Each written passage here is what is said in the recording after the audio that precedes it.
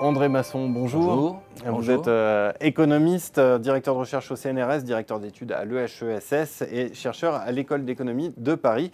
Vous nous avez fait le plaisir de nous accorder une première interview sur la transmission de patrimoine en France, l'état des lieux que vous avez dressé, et puis aussi un certain nombre de problèmes que tout cela posait. Et on va s'intéresser cette fois-ci aux moyens d'accélérer cette transmission de patrimoine, puisqu'on a compris que c'était un des grands enjeux. Alors, première question, quelles sont les solutions que l'on peut préconiser ? Voilà. Donc, plus largement, ce qu'on veut faire, c'est favoriser la croissance en orientant l'épargne abondante des seniors et les investissements productifs longs et risqués, réduire l'inégalité des chances qui est croissante entre héritiers et non-héritiers, pour faire simple, et faire circuler, comme vous le dites, le patrimoine plus rapidement vers les jeunes générations qui en ont davantage besoin, à la limite associer le patrimoine au financement, davantage au financement d'un modèle social assis sur le travail. Alors, comment on fait ? Alors, c'est là que la fiscalité des transmissions peut devenir un enjeu majeur. Alors, on va écarter les solutions qui ne marchent pas. Il faut déjà bien voir celles qui ne marchent pas. D'abord, un allègement général des droits de succession, qui est prôné par certains, est hors de propos, puisque ça consiste à dire quand les riches vont bien, le pays va bien. Ce n'est pas le problème qu'on a aujourd'hui, dans d'autres périodes peut-être, mais pas aujourd'hui. Un allègement spécifique des droits de la donation. Ça a été fait un petit peu par ce qu'on appelle la loi TEPAD 2007 sous Sarkozy. Alors, ça facilite une transmission plus rapide du patrimoine, comme vous voulez, mais ça a de nombreux inconvénients. Ça crée des effets d'aubaine, ça en a créé. Ça réduit les recettes fiscales, puisqu'on en perd sur la donation. Et ça bénéficie surtout aux plus riches, parce que c'est les riches qui, hors le milieu agricole, font les donations, les classes moyennes ne peuvent pas. Et d'ailleurs, le gouvernement Sarkozy est revenu dessus en 2011. Ça prouve que ça ne marchait pas.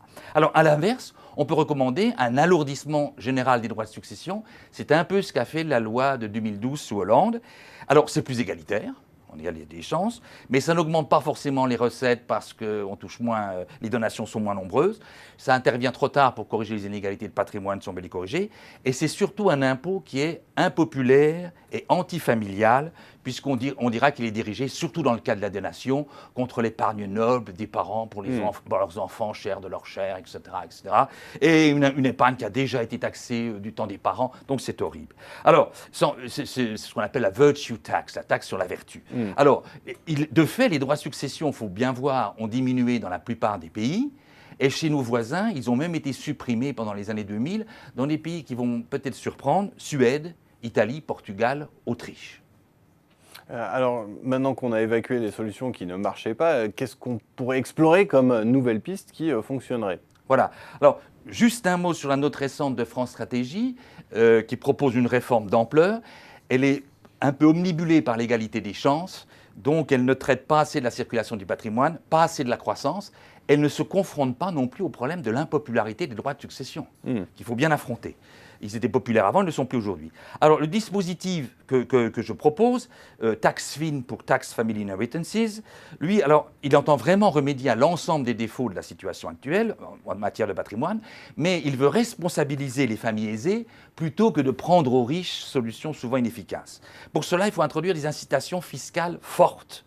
Et non les solutions que j'ai proposées avant. Alors, ce dispositif comporte deux composantes indissociables. Alors, une taxation sensiblement plus lourde et progressive des seuls héritages familiaux, c'est-à-dire à l'exception des dons ou legs caritatifs et des transferts effectués suffisamment tôt de son vivant, donations ou autres. Alors, ça concernerait 10 à 15% des familles les plus aisées, soit quand même 2/3 du patrimoine global. Alors, cette mesure réduit l'inégalité des chances. Mais en contrepartie, deuxième composante, on multiplie, on facilite tous les moyens légaux d'échapper à cette surtaxe successorale, ce qui suppose que la mesure introduite sur la surtaxe soit suffisamment crédible à long terme pour inciter dès aujourd'hui les ménages plus jeunes, les baby-boomers comme moi, à préparer leur succession pour leurs enfants, pour éviter cette surtaxe. Alors ces moyens offerts concernent la donation, la consommation sur les vieux jours ou l'investissement sur long terme. Alors, les droits de donation ne seraient pas allégés, mais pour faire rapide, le délai de rapport des donations aux successions serait ramené à 10 ans. C'est-à-dire qu'au bout de 10 ans, on oublie qu'il y a une donation avant. Et on aurait donc une liberté, la possibilité de transmettre indépendamment de ses enfants pour le patrimoine professionnel s'il est donné et non légué à la mort. Et d'une manière générale, si vous voulez, l'incitation à la donation proviendrait de la désincitation à l'héritage. Bon, alors cette différentiel de taxation serait très efficace pour faire circuler le patrimoine vers les jeunes générations, peut-être renforcée par le fait qu'on ait une couverture publique étoffée pour la dépendance. On peut aussi favoriser la consommation du patrimoine des parents pour eux-mêmes ou leurs enfants par la possibilité accrue de liquéfier son patrimoine immobilier à la retraite tout en restant chez soi. Et alors ça, c'est des produits qu'il faudrait absolument rénover, sur lesquels je passe, vente en viager, prêt viager, qui pour le moment sont peu diffusés, impopulaires, etc. Mais, si vous voulez, l'idée, c'est que en diminuant son patrimoine, on diminue la surtaxe successorale et on diminue la crispation des seniors sur un patrimoine de précaution qui gardent jusqu'au dernier moment pour devenir les plus riches du cimetière. Dernier point, qui est peut-être le plus novateur finalement, mais les investissements dans les placements de long terme et risqués, mettons détenus par les parents pendant au moins 15 ans, puis ensuite 10 ans par l'héritier enfant, eh bien, seraient exonérés ou largement exonérés de droits de succession après coup, et la mesure serait d'autant plus incitative, évidemment, que la surtaxe successorale est élevée. Et c'est ça, évidemment, cette mesure boosterait l'épargne productive des seniors aisés et donc répondrait aux besoins d'investissement urgents requis par la croissance et la nouvelle économie.